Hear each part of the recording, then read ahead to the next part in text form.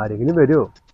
ആര് വരാണ്ട് പറയാം. അല്ല ഇവിടേക്ക് വന്നു കത്തിച്ചത് എങ്ങനെ വലിക്കണത്? ചുണ്ടുമൈക്ക് ഇതാ എന്നിട്ട് തീപ്പെട്ടി കത്തിച്ച് കത്തിച്ചു.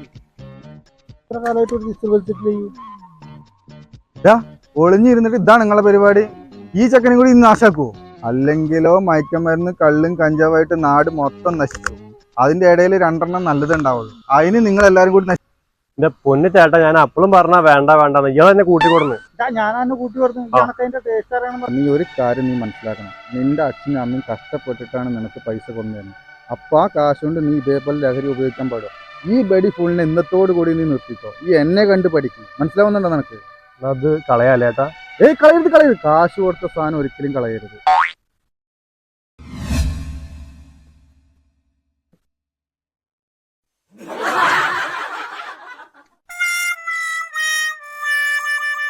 ഏട്ടോ നിങ്ങളല്ലേ കുറച്ചുമ്പോ പറഞ്ഞ് ബീഡി വലിക്കാൻ പാടില്ല, കള്ളു കുടിക്കാൻ പാടില്ല, കഞ്ചാവ് പാടില്ല എന്നൊക്കെ ഒരു ഉപദേശി.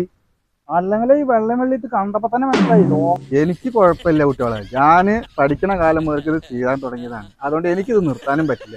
നിങ്ങളിത് പുതിയതായിട്ട് തുടങ്ങുമ്പോൾ വേണ്ടാന്ന് പറഞ്ഞതെന്ന് മാത്രമേ ഉള്ളൂ. ശരി എന്നാ പറ്റുന്ന. പിന്നെ സാധനം കഴിക്കുമ്പോ ഒന്ന് വിളിക്കണം കേട്ടോ.